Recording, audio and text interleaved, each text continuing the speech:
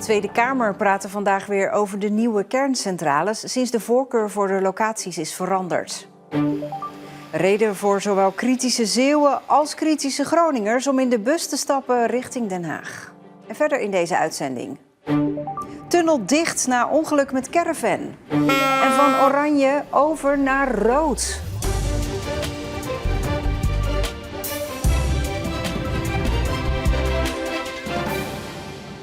Goedenavond. Veel vragen waren er vandaag in Politiek Den Haag aan staatssecretaris Johannes de Bat over de locatie van de 2 nieuwe kerncentrales. Hoe kon Groningen ineens in beeld komen en waarom viel Borselen plotseling af?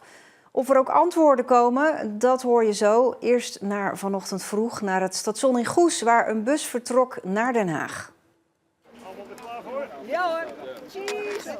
Ik heb vrij gevraagd vandaag voor mijn werk. Ik doe het niet voor mijn lol. Ik ga niet voor mijn lol van, leuk. Nee, je doet dat omdat het echt nodig is dat er een goed geluid in Den Haag komt. Ik ben lid van Terneuzen tot de Kern, maar ik woon eigenlijk in de gemeente Sluis.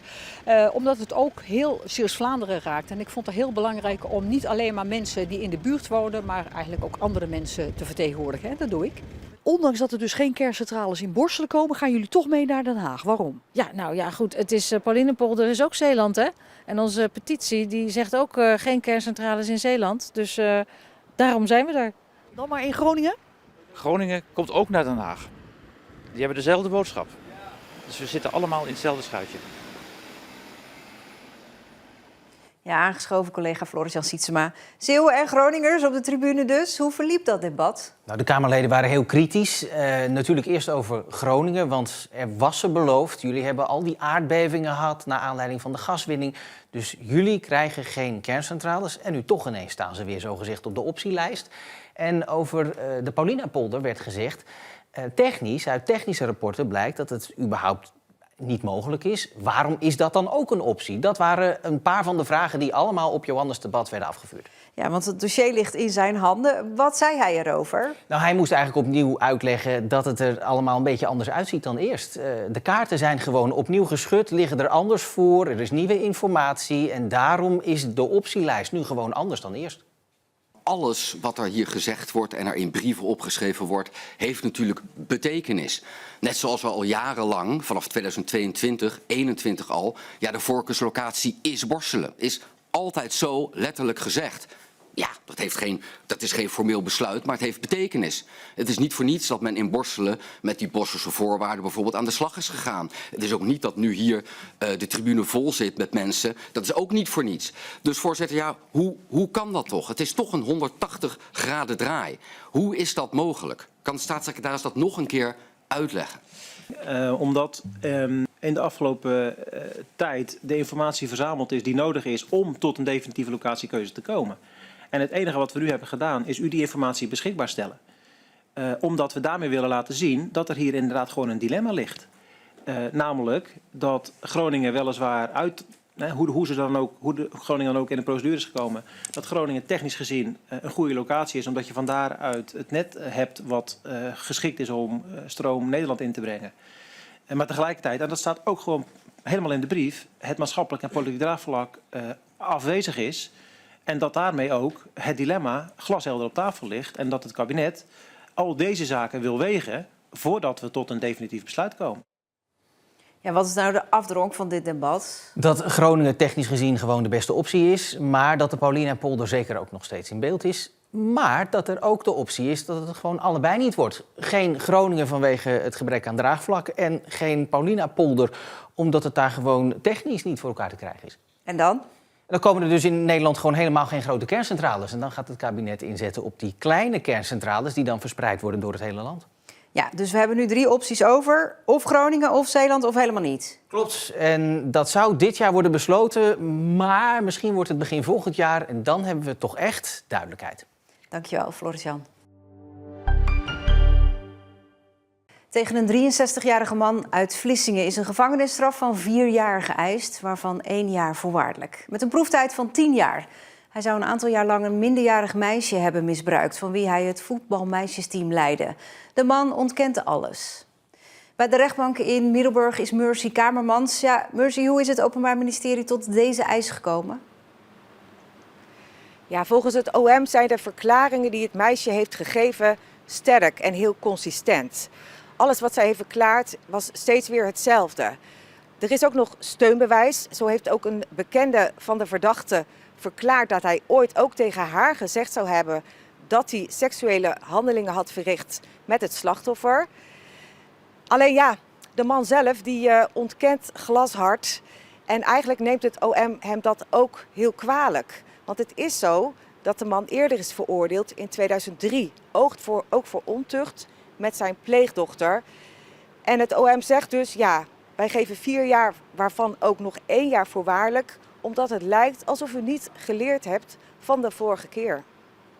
De Vlissinger werd begin dit jaar opgepakt. Hij was tussen 2014 en 2018 voetbaltrainer van een meisjesteam bij voetbalvereniging Zeelandia in Middelburg.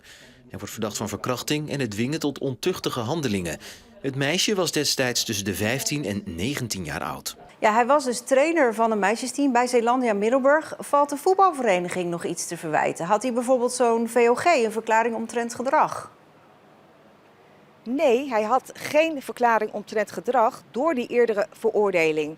Maar of de voetbalclub iets te verwijten is, vind ik een lastige. Ik heb het natuurlijk ook gevraagd aan Zeelandia Middelburg. En zij geven aan dat ze juist rond 2015, toen de man daar al actief was, zijn begonnen met het vragen naar een VOG voor teamleiders, voor trainers. Maar dat gold bijvoorbeeld weer niet voor een scheidsrechter.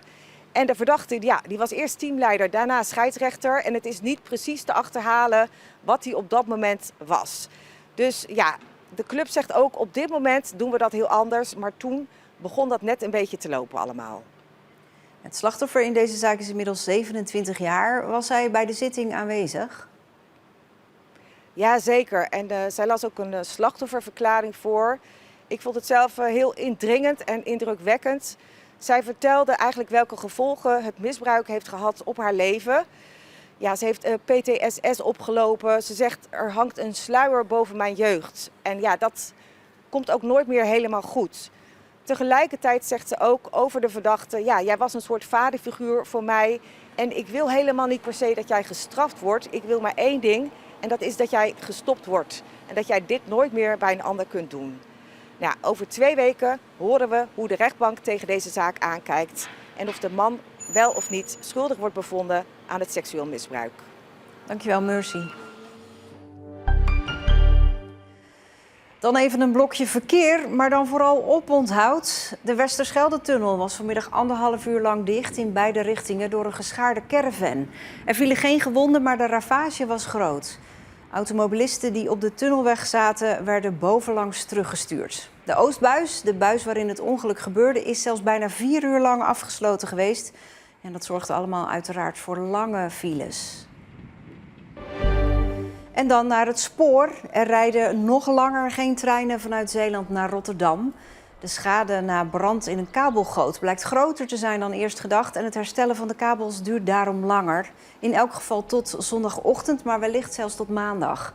Het laatste station waar reizigers kunnen uitstappen is Dordrecht. Beheerder Ronnie Menheren maakt het Goese buurthuis De Pit al ruim 10 jaar tot een gewilde stageplek voor studenten van Scalda. Menheren, of gewoon Ronnie, zoals hij door iedereen wordt genoemd, is de drijvende kracht achter de succesvolle samenwerking tussen het buurthuis en een aantal schoolopleidingen. Ja, het gaat ook zeker niet altijd helemaal goed. Hè? Maar ja, er is stageplaats voor. Iedereen moet leren en dat is soms ook wel eens, bij de ouderen ziet van, dan gaat er iets verkeerd of zo en dan is vlug van.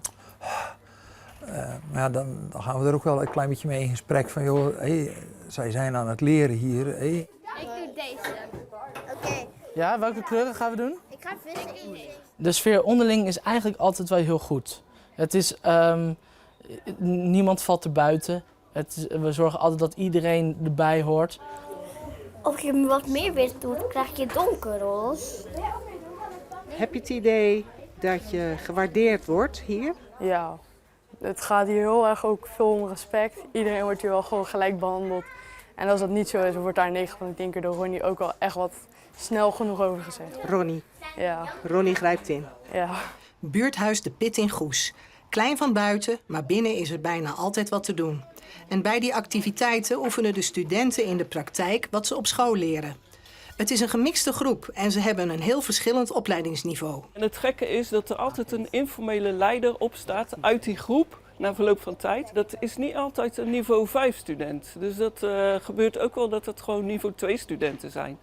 En wij vinden het eigenlijk, Ronnie en ik, prachtig om te zien dat dat soort jongens hier kunnen shinen. En hun kans kunnen krijgen om iets te laten zien aan de wijk en ook iets op kunnen bouwen voor zichzelf. Dus dat is onze grote drijfveer, denk ik. Samenwerken en vooral leren van elkaar, daar zit hier de kracht. Het helpt wel, want dan kan je ook een beetje kijken wat hun doen. En dan kan je daar ook een beetje op baseren. En dan kan je het eigenlijk met z'n allen het goed krijgen. De jongeren begrijpen de ouderen meer, hè, hoe ze denken. En de ouderen die begrijpen de jongeren beter, omdat ze weten hoe ze zijn, hoe ze doen. En omdat ze er mee in gesprek zijn gegaan. Volop voordelen, zo lijkt het. Maar zonder de inzet van beheerder Ronnie zou dit niet kunnen bestaan. Kijk, Ronnie is overal voor in. Vanaf het begin dat ik een beroep op hem gedaan heb van goh, mogen wij hier iets doen, zei hij altijd, oh ja, super. En met die mentaliteit dan geef je ruimte aan alles en iedereen. En dat merk je hier ook in het buurthuis. Ik zou het omschrijven als een familie. Ja, de Pitt-familie. Ja. Zo'n beetje heel het land is teleurgesteld na de uitschakeling van het Nederlands elftal op het WK voetbal. Maar er is één klein dorpje dat gewoon doorfeest. In Nieuw-Namen gaan ze van oranje naar rood. Ga van de Rode Duivels juichen. Ja, wat wil je? Belgische moeder, Nederlandse vader, dus dan... ja. Ja, wij wonen net tegen de grens, dus als Nederland niet meer meedoet, dan ga je voor België supporteren. Hè? Dat is toch leuk? Het zou andersom ook zo zijn. Toch merkt café-eigenaar Philip Mangus een verschil in kijkgedrag ten opzichte van voorgaande jaren. Ik vind dat het wel minder leeft als andere WK's en EK's. Ik denk dat het door het tijdverschil komt van de uitzendingen van de wedstrijd. Dat wel minder is dan andere jaren. Maar daar heeft deze bewoonster wel een oplossing voor. Nee, ik kijk altijd thuis, hoor, niet in het café. Nee, ik zit lekker op mijn zeteltje. Ja.